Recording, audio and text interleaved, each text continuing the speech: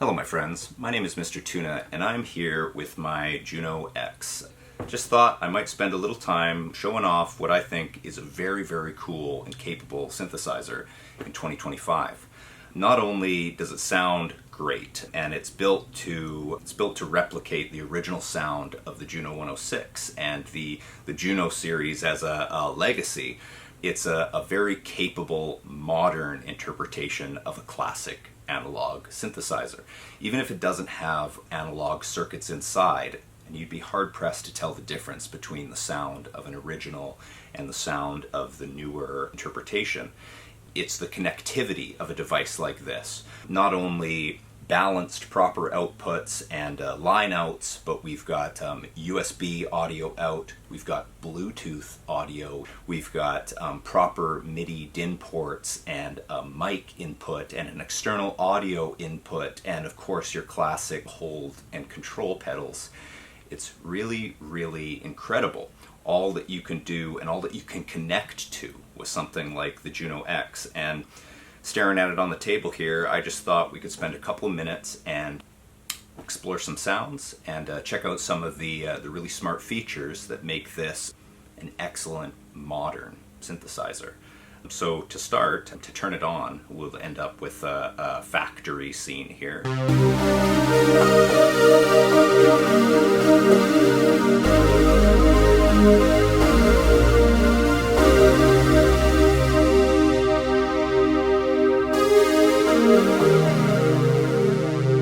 And it's a very good sounding synthesizer. Everything that you need is right on the surface. The beauty of the original Juno series was in its simplicity.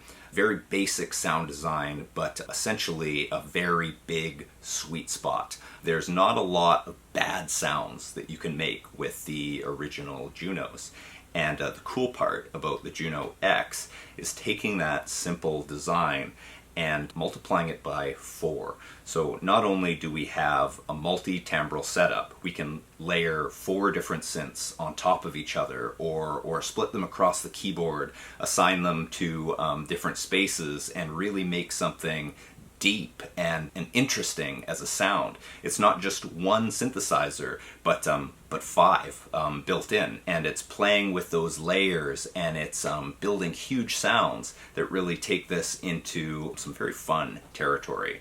So that's what we might do just to get started here. We'll go into part mode. It's just as simple as shift initialize. We could initialize our whole scene here, and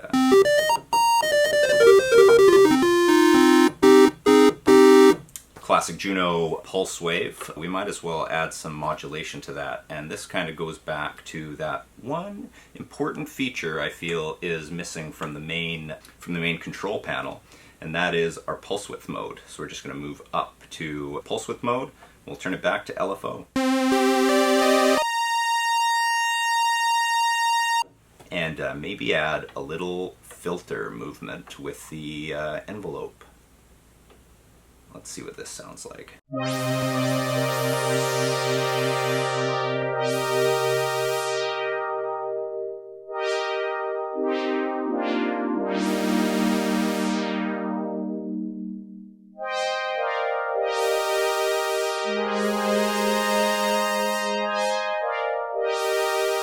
Cool sound. So like the original Juno, we could layer in some saw waves and some sub oscillators. Maybe just a little bit of noise for kind of a grit. A little less depth. There it is. So, fairly basic sound. We can take it to the next level with a classic Juno chorus, just for a little movement. Of course, on the Juno-X, you have the option to turn that noise up, but I don't know why you would. Add in just a little more effects with delay and reverb.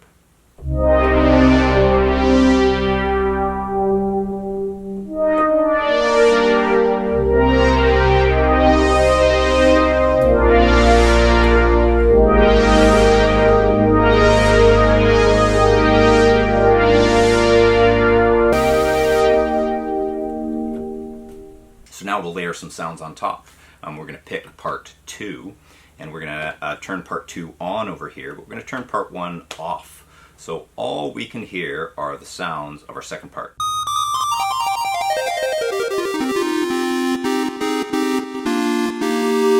Let's make another kind of bigger pad sound, but maybe a little bit of a reverse pad sound.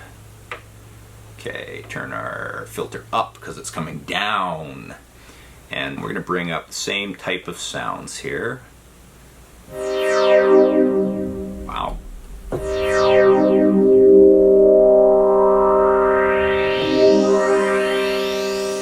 Really cool sound.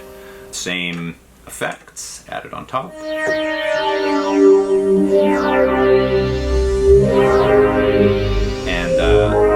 I would love to hear what that sounds like with our first pad on there.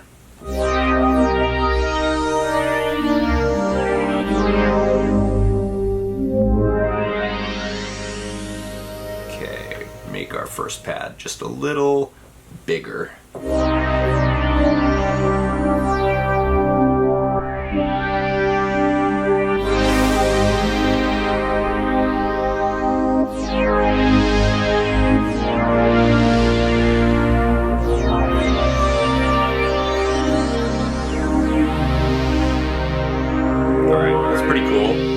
Pretty deep.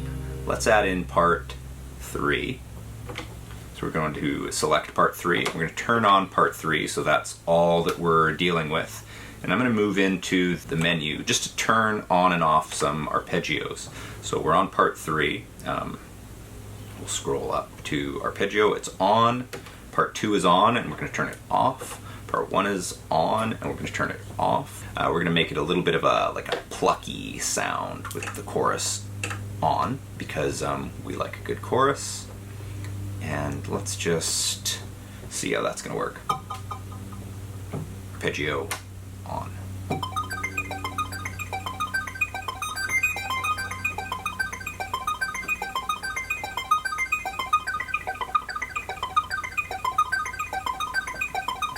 Alright, maybe just a little more feedback. So we're going to go to our blue, our shift functionality. We're just going to make things a little bit longer, a little bit bigger. Back to yellow. Maybe that's a little too long, but we'll see. Let's add in parts 1 and 2 again, and here is a big arpeggiated sound for us.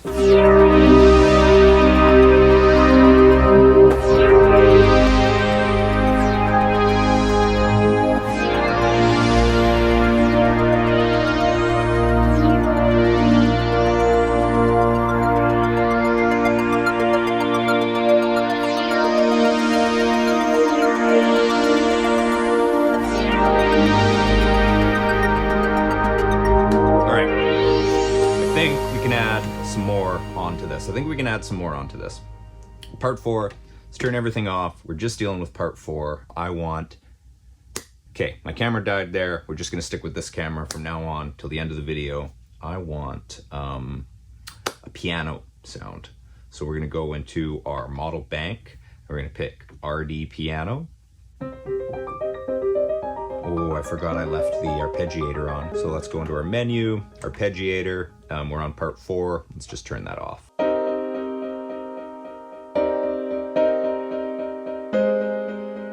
All right, we've got a piano sound.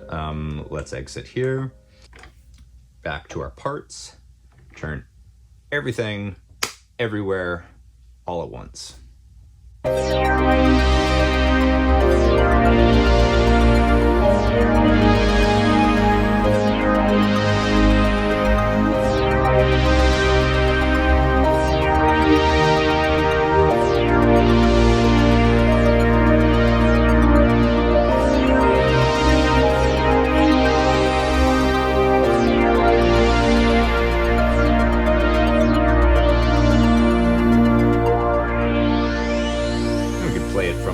USB controller.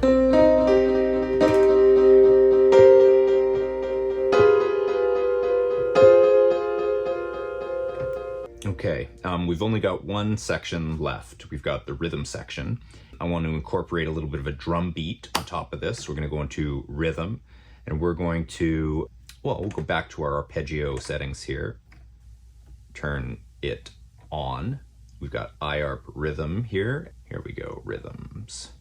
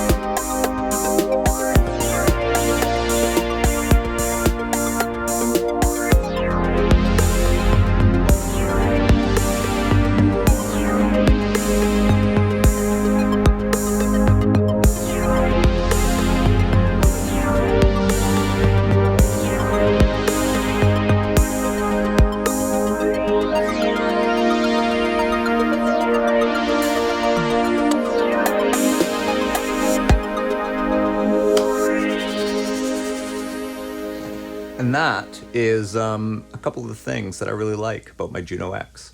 So thanks for watching.